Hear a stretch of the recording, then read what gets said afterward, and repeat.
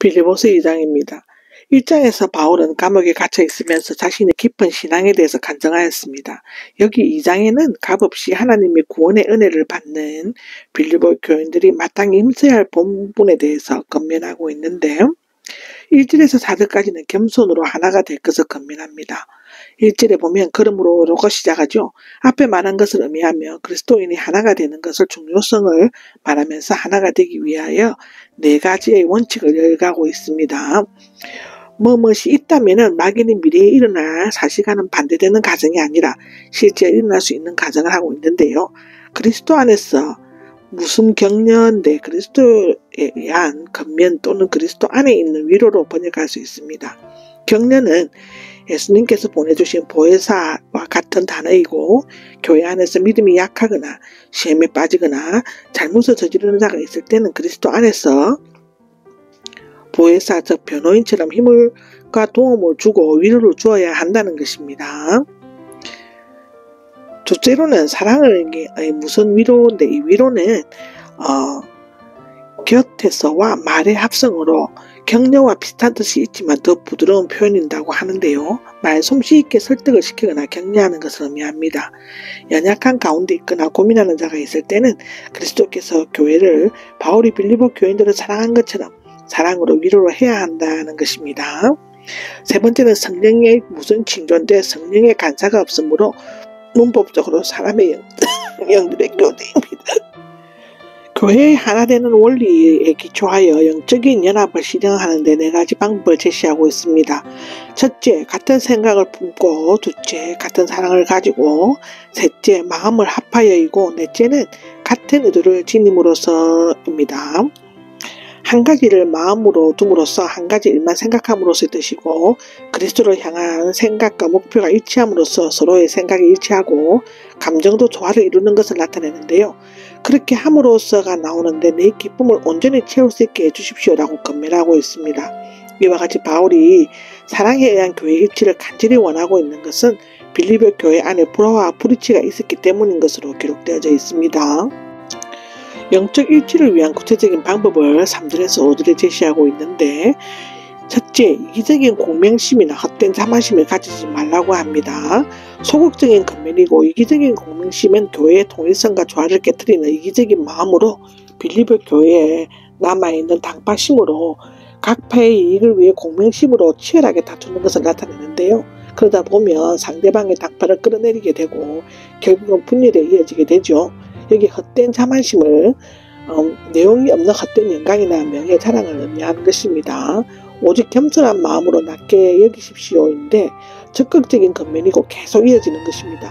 다툼과 분열을 일으키는 공명심이나 자만심을 물리치고 영적인 일치를 위해 반드시 필요한 겸손한 마음을 가지라는 것이고 겸손은 미덕이 아니라 노예 근성에서 비롯된 비굴함이나 수치를 의미하였습니다. 특히 헬라어에서는 환경이 천하고 지위가 낮고 생활이 어려운 것을 의미하지만 기독교 윤리에서의 중요한 미덕으로 자신을 자기 가치 이하로 낮게 여기는 가난한 마음, 겸손한 마음을 나타내는 것이죠.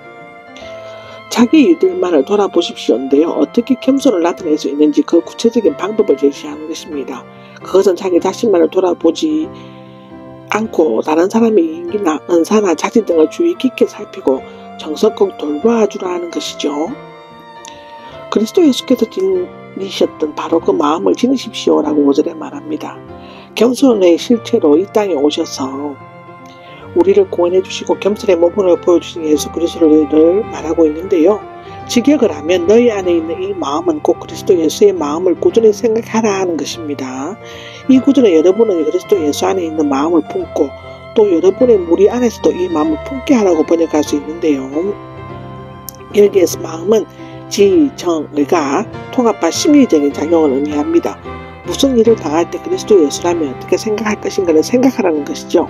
그리스도인은 예수님의 경우와는 달리 사람들의 죄를 대신하여 고난을 당할 수는 없지만 적어도 예수님이 지니셨던 생각과 태도, 심성을 간직할 수 있는 것입니다. 예수 그리스도의 마음은 크게 스스로 자신을 낮추는데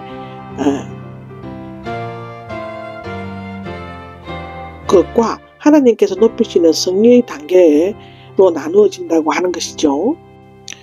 하나님께서는 그리스도 예수를 높이시는 비하의 단계인데요. 첫째는 원래 하나님의 형상을 지니고 계셨지만입니다. 하나님과 동등됨을 취할 것으로 여기지 않으시고 라고 나오는데, 하나님과 같으신 것은 너의 행물인 것처럼 여기지 않으시고가 됩니다. 동등됨은 본성이 아니라 관계성을 말하는 것이고, 성육신 이전에 예수님이 위엄과 영광과 거리에 있어서 하나님과 동일한 분이심을 나타내는데요. 취할 것으로 여기다가 나옵니다. 강에게 붙잡거나 억지로 빼앗는다고 생각하긴다는 것을 의미하는데, 말하자면 예수님은 성육신 이전에 하나님과 똑같이 위엄과 영광의 권위, 속성 등을 지니고 계셨지만, 그것을 당연한 것으로 주장하시거나 자신을 위한 사유물로 사용하시거나 또는 도둑맞을까봐 소중하게 보관해야 하는 보물을 꽉 잡은 것처럼 집착하거나 그렇게 하지 않았다는 것입니다.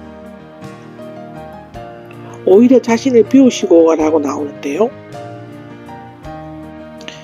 오히려 자신을 비우시어가 나오는데, 신약 성경 중에서 가장 중요하면서도 난해한 구절 중에 하나의 것인데, 문자적으로는 스스로 자신을 비우셨다입니다. 이 자신이 강조되고 있죠.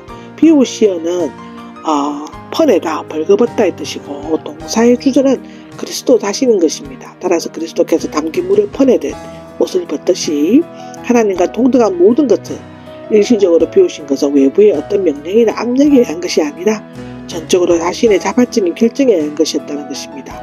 종의 형상을 취하시고인데, 이 취하고는 과거 분사라서 동시 발생적인 행동을 의미하는 것이죠.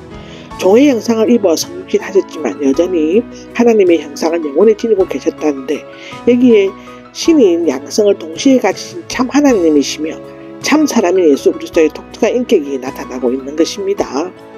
사람과 같이 되셨습니다라고 끝부분에 나오는데, 같이는 비슷한 동일한 것으로 죄의 본성을 제외하고는 다른 사람들과 똑같은 인생의 본질적인 특성을 지으셨고, 사람들이 나오는데 이 복수로 사용된 것은 그리스도께서 둘째 아담으로서 개별적인 사람이 아닌 인류 전체를 대표하기 때문인 것이죠. 사람의 모양으로 나타나셨다인데, 이 모양은 변할 수 없는 본질적인 형상과는 달리 형상을 그대로 둔 채 변화하는 겉모습과 인생의 일종의 특성을 나타냅니다. 이것은 로마서 12장 2절, 고린도전서 7장 31절에 기록되어져 있습니다. 형상과 같이 모양은 육신을 입으신 후에도 여전히 하나님 그대로이시라는 것을 진술하는 한편, 종의 형태로 나타나셨으며 다른 사람들과 같으셨고 모양이 사람처럼 보이셨고 사람처럼 행동하셨다는 것을 언급하고 있는 것이죠. 그리스도는 땅에 사시던 사람이었으며 부활 후에는 영광 중에 여전히 사람이었다는 것입니다. 십자가 위에서 죽으시기까지 순종하셨습니다 라고 하는데, 그리스도께서는 종과 사람이 되시기까지 자신을 낮추셨고 십자가에서 죽으시기까지 순종하셨다는 것입니다. 하나님의 뜻을 위해 최고의 존재자가 최하까지 떨어져 완전한 굴욕과 자발적인 순종을 하셨다입니다.